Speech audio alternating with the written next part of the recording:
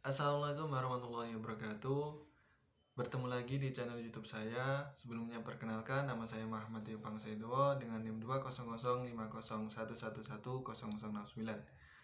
Pada kesempatan kali ini, saya akan mencoba mereview jurnal yang saya temukan yang dipergunakan untuk memenuhi tugas UAS perekonomian Indonesia saya. Pada kesempatan kali ini, saya mendapatkan tema yaitu pertumbuhan ekonomi, pendapatan nasional, dan struktur ekonomi. Untuk jurnal yang saya temukan ini lebih spesifik pada Kota Batam. Jadi nanti pada jurnal yang saya temukan ini akan menjelaskan pendapatan Kota Batam, pertumbuhan ekonomi Kota Batam, struktur ekonomi Kota Batam, dan hubungannya dengan pendapatan nasional. Untuk lebih spesifiknya lagi, bisa langsung ke PPT yang saya buat. Baik teman-teman, sekarang sudah ada tampilan PPT yang sudah saya buat. Jadi dalam review jurnal pada kali ini, saya akan dibantu oleh PPT yang sudah saya buat. Adapun tema yang saya bawakan yaitu pendapatan Kota Batam tahun 2018 sampai dengan 2020. Eh, ini saya ambil dari jurnal yang autornya adalah Justianita, Sepia Septiana, Beni Septiawan, dan Michael Tai pada tahun 2021 dengan jurnal yang berjudul Analisis Pendapatan Kota Batam tahun 2018 sampai dengan 2020 melalui APBD dan PDRB pada Rumah Jurnal Sostet pada tahun 2021 volume 1 nomor 5. Kemudian dalam review jurnal pada kali ini saya juga didukung oleh beberapa sumber pendukung. Yang pertama ada Badan Pusat Statistik tahun 2020 tentang pertumbuhan ekonomi Indonesia triwulan 4 pada tahun 2020. Kemudian juga ada Badan Pusat Statistik tahun 2020 tentang pertumbuhan ekonomi Kota Batam tahun 2020.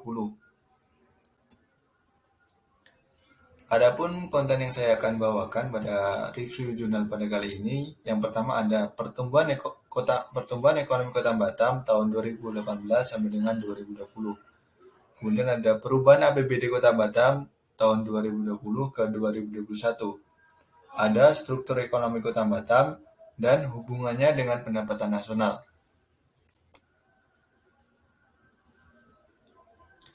Adapun metodologi penelitian dalam jurnal tersebut adalah pada penelitian ini, metode dalam pengumpulan data yang dilakukan yaitu dengan menganalisis dan menggunakan data sekunder dari 2 tahun terakhir dengan periode tahun 2018 sampai dengan 2020 yang bersumber dari situs resmi Badan Pusat Statistik atau BPS Kota Batam yang ditinjau dari batamkota.bps.go.id.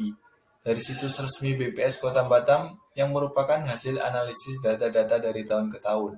Peneliti juga memperoleh informasi-informasi atau fenomena yang terpercaya di mana melibatkan pendapatan pada wilayah Kota Batam yang ditinjau dari berbagai sektor. Penelitian ini bersumber dari data yang telah diperoleh penulis serta variabel yang dimanfaatkan dari penelitian dari setiap data-data yang telah dikumpulkan.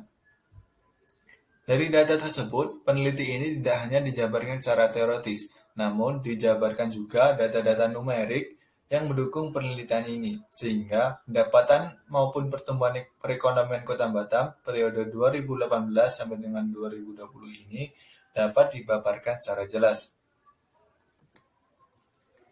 Kemudian langsung yang pertama ada pertumbuhan Kota Batam tahun 2018 sampai dengan 2020. Pertumbuhan ekonomi Kota Batam pada tahun 2019 meningkat secara signifikan, di mana kenaikan tersebut mencapai 5,92% dari 4,96% yang merupakan pertumbuhan ekonomi Kota Batam tahun 2018. Pertumbuhan ini diketahui dari pengukuran produk domestik regional bruto atau PDRB Kota Batam, di mana Wali Kota dari Kota Batam sendiri, Muhammad Rudi, mengungkapkan bahwa pencapaian di tahun 2019 ini sebagai bentuk dan bukti nyata bahwa pengembangan maupun pembangunan yang dilakukan oleh pemerintah sudah tepat sasaran. Namun, pada tahun 2020 bisa dilihat di tabel di samping kanan mengalami penurunan sebesar minus 2,55%. Hal ini disebabkan oleh karena COVID-19 yang masih merajalela pada tahun 2020. Sektor yang tercatat sebagai pertumbuhan paling signifikan yaitu ada sektor informasi dan komunikasi yang mencapai angka 12,85% di tahun 2018, 11,97% di tahun 2019, dan 18,9% di tahun 2020. Namun, sektor yang mengalami penurunan yang diduga menghambat perekonomian Kota Batam adalah sektor jasa lainnya, selain jasa pendidikan, jasa kesehatan, dan kegiatan sosial. Sektor ini pada tahun 2017 menduduki posisi sektor dengan pertumbuhan tertinggi yang mencapai 16,82%. Tetapi pada tahun 2019 menurun hingga mencapai angka 1,97% dan tahun 2020 menurun drastis hingga menyentuh minus 67,98%. Hal ini disebabkan oleh persebaran COVID-19 yang masih merajalela pada tahun 2020.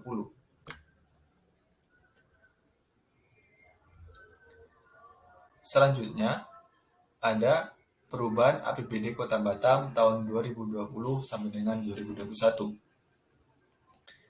APBD Kota Batam dibagi menjadi 3 sektor, yaitu pendapatan, belanja, dan pembiayaan.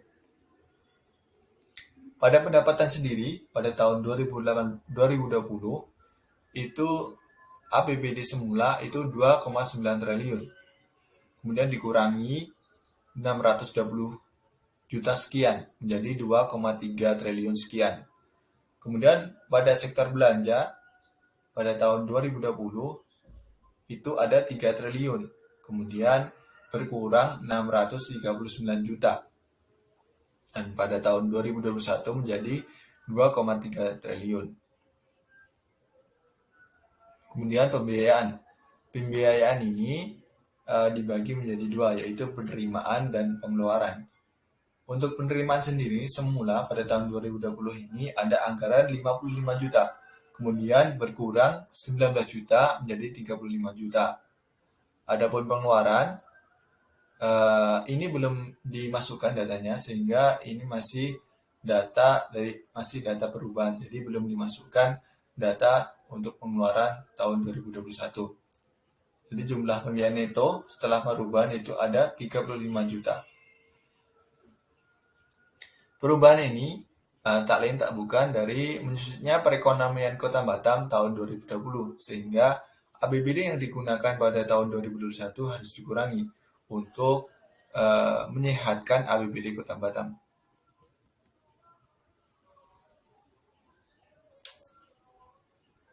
Kemudian ada struktur ekonomi Kota Batam tahun 2020. Seperti yang sudah saya jelaskan tadi, pada tahun 2018 sampai dengan 2020, sektor yang mengalami peningkatan yang signifikan adalah sektor informasi dan komunikasi. Sehingga struktur ekonomi Kota Batam didominasi oleh informasi dan komunikasi. Kemudian disusul oleh administrasi pemerintah, pertahanan, dan jaminan sosial. Kemudian disusul oleh pengelolaan industri. 3 sektor inilah yang mayoritas yang berada pada struktur ekonomi Kota Batam tahun 2020.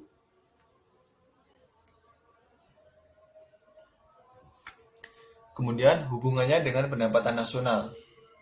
Data ini saya dapat dari Badan Pusat Statistik tahun 2020 tentang pertumbuhan ekonomi Indonesia triwulan 4 pada tahun 2020. Bisa kita lihat dan kita interpretasikan pada tahun pada sebelumnya adalah peningkatan yang signifikan ada pada informasi dan komunikasi. Laju pertumbuhan dan distribusi PDB menurut lapangan usaha informasi dan komunikasi Indonesia itu dari 2018, 2019, dan 2020 mengalami peningkatan, yaitu pada angka 2018 itu ada 7,2%, 2019 meningkat menjadi 9,42%, dan 2020 meningkat sebesar 10,58%. Hal ini tak lain dan tak bukan dari kontribusi Kota Batam. Sehingga sektor informasi dan komunikasi Indonesia itu juga ikut meningkat. Jadi, kesimpulannya adalah dari paparan data yang sudah dijelaskan, buktikan bahwa struktur ekonomi daerah dapat mempengaruhi pertumbuhan ekonomi daerah. Kemudian, perekonomian daerah dapat mempengaruhi pendapatan nasional.